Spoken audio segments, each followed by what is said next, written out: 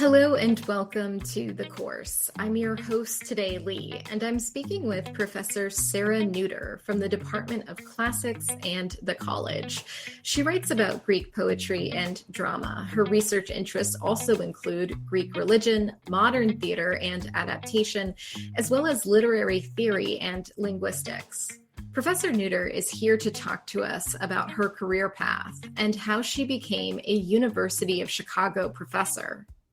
Welcome to the course, Professor Sarah Nooter. It is great to have you with us today. Thanks so much. I'm really happy to be here. So, Sarah, can you take me back to your undergraduate college days and walk me through how you became a professor at the University of Chicago? What did that path look like for you?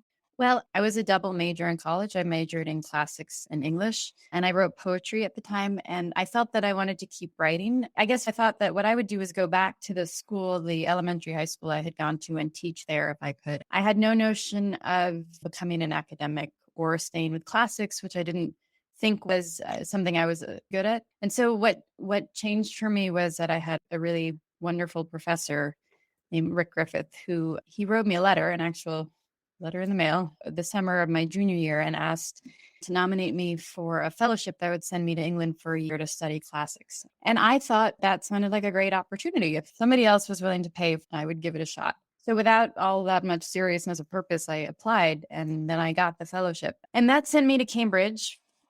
And I at first felt very dislocated. It was also right after 9/11. And so I'm from New York, and I felt pretty disconnected and out of place for a while. But when I found my sea legs, I discovered that I was really happy and that I was doing something I hoped I could keep doing. So very, very late in the year, in December, I decided to apply for PhD programs, even though I had missed taking the GRE test you need to take, because actually I was scheduled to do that on 9/11. And so I had to apply just to two places, and I had to ask them to accept late scores. But I did that, and I got into one place, and that was Columbia, and that's where I went. And you might think that's the end of the story, but actually for the next, I would say, 4-ish years of the PhD process, I still thought maybe I had done the wrong thing. Maybe I was in the wrong place. Maybe I should leave. Maybe I should go into publishing. Maybe I should be an elementary school teacher. Maybe I should try to write. And on I went this way until at some point I decided I would just I would try to shut that all down and just do the work. And when I looked up again, I was done and I had gotten a job. And at that point, I stopped looking back. And I was at the University of Chicago. So how would you explain then what you do currently at the University of Chicago? So I am in the Department of Classics and also Theater and Performance Studies.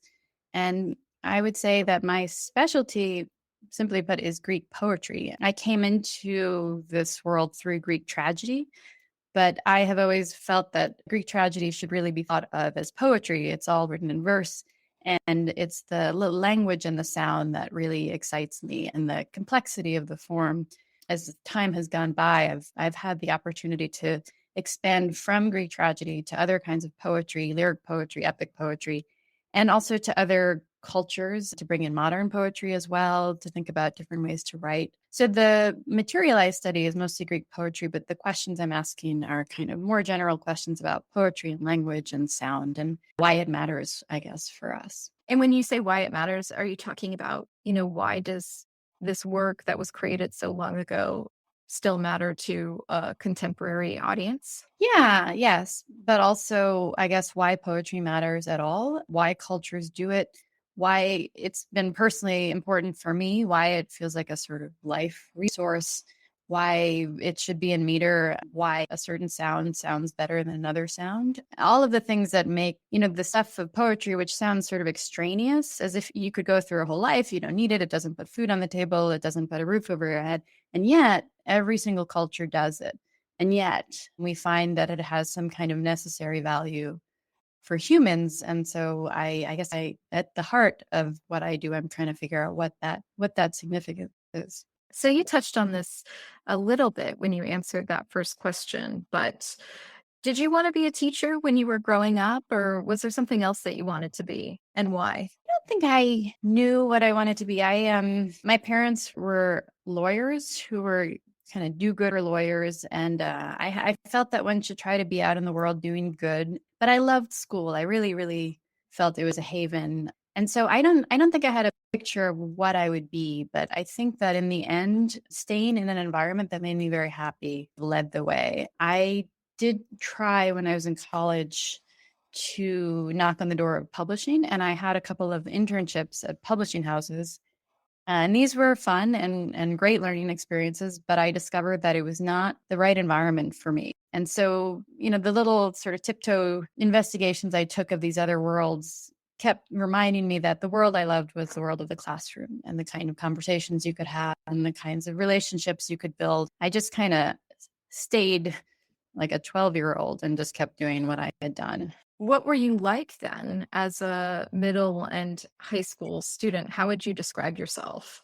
Oh, well, I was a kind of a dorky kid. I was a tomboy and I was quiet until I felt comfortable. And then I talked a lot, which is probably still true. And I already loved poetry and I already loved languages. And I went to the kind of school where we had a lot of freedom. So when I was good at math, I finished my science requirements, and then I kind of loaded up on language and literature and just did as much as I could of what I wanted to do. And so I was really just lucky to be in an environment that let me be who I was and let me get comfortable not being a kind of extroverted person. I was not well rounded, but I did find what I love and kind of burrow into it. So it sounds like you loved school and the environment of being in the classroom. So then does it make sense to you that you wound up becoming a professor? Yes, in retrospect, it does make a lot of sense. I should say I had an aunt who was kind of a role model for me. So in my extended family, she was the only one who was an academic. She was an African art historian, and she was in New York doing her PhD at Columbia when I was like a middle school student. And she was really a wonderful person and very vivid and very intelligent. And I watched how she was shaping a life that was very much just hers, that really had qualities that were, I think, were unique to the different interests she had. So knowing that that was possible allowed me to, when I was older, at least to start to think about how that might be a good way for me forward as well. Was there any challenges that you encountered along this career path?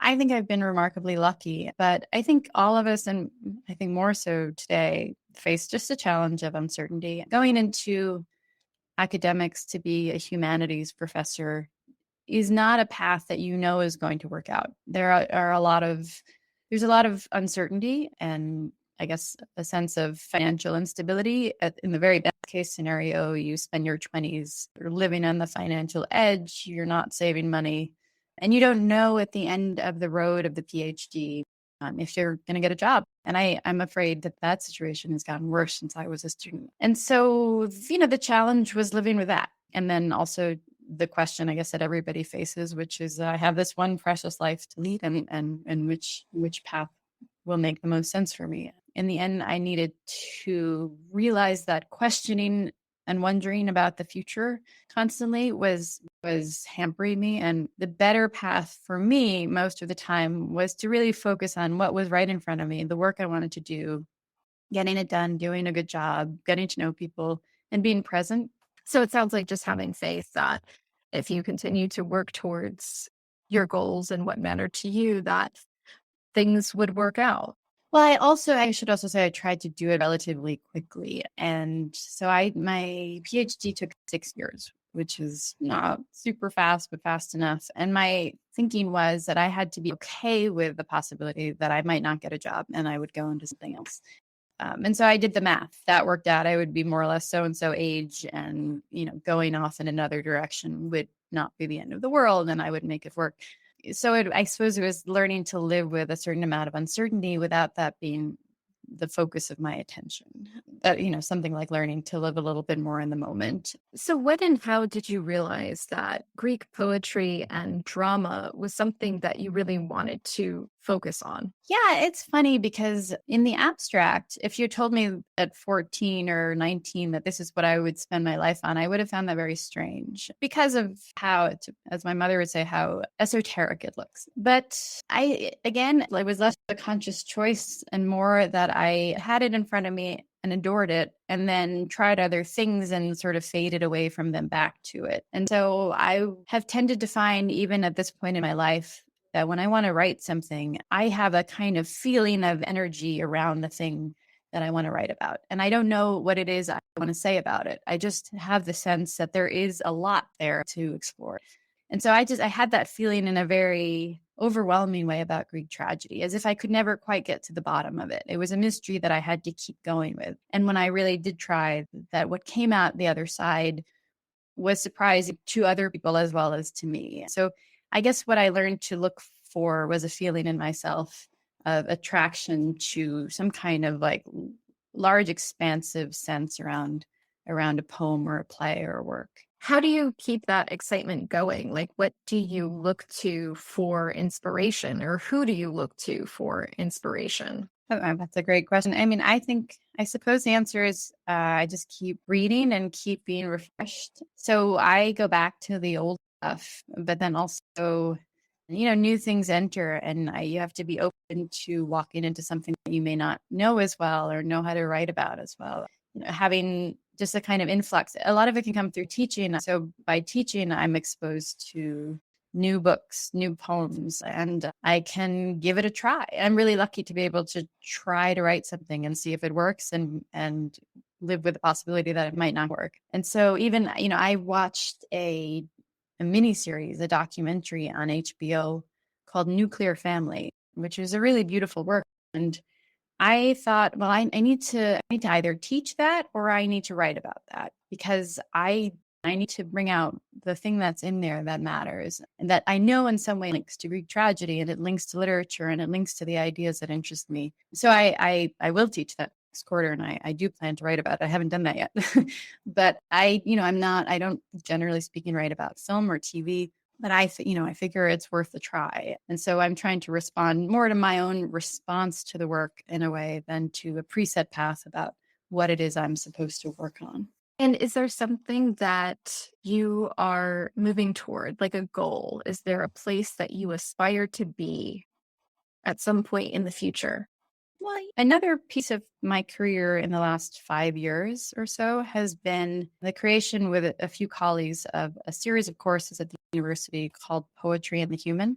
And so this is 3-quarter course that's in the humanities, but it also has a quarter that's an arts core, which means in the 3 quarters of the humanities, we read all poetry from around the world in different stages and different frameworks. And in that arts core, the students write poetry. And so putting this course together with these colleagues, we've had opportunities to also think more about what we can do as educators. So we're working on restarting, because we started this before COVID, a program where our college students can go into local public schools and teach kids poetry, writing poetry, living with poetry, give them the sense that poetry is something that they have access to, that it's a resource in their lives, because I know how important it was for me when I was a child. And so I guess in a sort of broad framework, what I would like to have more of as I move forward is something like outreach. Just about any opportunity I've ever had where someone said, hey, I'm going to do a play. Would you come speak afterwards? Or, hey, I teach at the business school. Would you come, teach this class for me? Hey, would you come talk to these elementary school students? I really, really value those moments, because I guess if there's one thing that sometimes bothers me a little bit about being an academic, it's the insularity of this world. I love this world, but in a certain sense, the riches of it are so great that I feel that it's wasted on us if we don't find ways to bring it out into the world and to bring the world to us. So I guess what I hope to do in the coming years is to find more ways to do that in more creative ways, and ways that are, I guess, not just there to make me feel good, but actually have a good impact as well on the world. What would you say are the most fun parts about being a professor? Yeah, most of it's pretty fun. I think I mentioned that when I was a child, I was an introverted person, and I still am. But I also really love, meaningful and fun and funny interactions and conversations. And so what I love about being a professor is how you have these two worlds that you're balancing all the time. On the one hand, you write, and it's a really personal and can be a lonely process where you really have to work with yourself and through yourself, and you have to see the problems and then fix the problems. You have to motivate yourself. The most important work you do will generally not have a deadline. You have to be the person who provides your own deadlines. But you're working through the very personal stuff that connects you to, your intellect and your mind and your questions. But on the other hand, you teach, and you not only teach, but you have conferences, you have talks, you meet with your colleagues. It's actually a really social job. And I found over the years that I'm not only an introvert, that I really love these parts of it. And the uncertainty, the anxiety, the nervousness that can sort of precede a class or a talk or a conference is usually rewarded by a great excitement and unexpected rewards of being with people, and being with people in a really exciting way, because you're usually kind of with people in order to bring out the wonder of these works or these ideas or this history. And it's just a really great way to be in a room with people. When you think of all the ways you can be in a room with people, you can eat with them, you can have a checkup at a doctor's office, or you can wait in line at a bank, and it goes on and on and on. Being in a classroom or at a talk or at a conference where you're really interested in the same stuff is a really wonderful way to be in a room with people, I think. And so, what then would be your advice for people who are considering entering your field? And I'm not just talking about, someone who's interested in becoming a professor in general, but someone who's specifically targeting the humanities or the classics or language studies, these things that the uncertainty about getting a job and being able to make a living wage is a little bit more intense, a little bit higher. At the end of the day, I think the central piece that you have to basically enjoy is writing. So other people call it research and I call it writing. It's the same thing. It's getting those essays done for class and getting an article done and getting your dissertation done. For some people, in the end, it's absolute torture. I mean, it's just torture. There's something about the activity they value, but it does not make them happy. And so I think you have to have a good view, a good understanding of yourself and what makes you happy. And if producing this kind of work feels hard, it feels challenging, but doing it also feels rewarding, and it doesn't torture you, right? It doesn't bring you really to a very dark place, but instead feels like it uplifts you, then I think it's a good field for you. And as cliched as it sounds, then you need to also be careful about following your own interests, following your heart, as it were, to what really, really fascinates you, and getting as narrow and specific as you can. Because I think it's by getting as specific as you can that you find your contribution that you can make. And so even, when I assign undergrads to write essays on the Iliad, there are some really big themes that attract attention, like fate or personal agency. I ask students to try to avoid a large topic and really try to find something small, but that it sticks out to them, that asks them a question that has a little mystery in there. Because I think that when you really can find that focus, it can open up into all the big questions, all the stuff, the agency, all of it. So I think if you want to be an academic in classics and humanities and language, you really have to have the desire to burrow down into yourself and find that thing that interests you. And what advice would you have for folks who agree with all that, who relate to everything that you're saying, but, may have this financial anxiety that you referenced? Well, so that's real, right? The uncertainty or the concern about what the future holds. I don't think any academic in the humanities can honestly say that that's not something that people should be concerned about. And so I would say that trying to keep an open mind about the different paths that life might have for you is a good idea. From a logistical standpoint, try to do the PhD fairly quickly. The PhD is not the end goal, right? Those years of graduate school are the bridge to get to something else. It might be being a professor at a university. It might be in publishing. It could be in academic publishing. There are many other paths, it turns out, that we are qualified to do. So I think knowing that there is a good path for you, that may be being a professor, that may be adjacent to being a professor, trying to feel confident about that. And at the same time, getting the work done so that you have time to get out there and have an open mind is, so a balance of approaches, right? A realism that leads you to an open-mindedness about what you might be willing to do, But also, as I said about myself, I think it's a good idea to get the work done efficiently, to make sure that you can do that in a timely manner, that it doesn't torture you, that you're able to be your best self, and that you're able to get to the other side so that you can ask these questions at the moment that it really matters to ask them. When you have the dissertation in your rear view mirror and you're looking ahead to the options that you have. And finally, I want to end on this note, Sarah, but what is the most gratifying thing about your job? I guess if this is not too circular, I would say that it's discovering that I belong in a world that I also love. I look around sometimes at the people, the students or the colleagues, or at the work that I'm reading or doing, and find that I think it's amazing. And what's more, it's my world, and I get to live my life day to day in a world that I think is kind of amazing. Thank you, Professor Sarah Nooter, for your time today. And course takers, if you enjoyed listening to today's interview, please check out the other ones. Leave us a comment, subscribe, follow, and share this episode with your friends and family.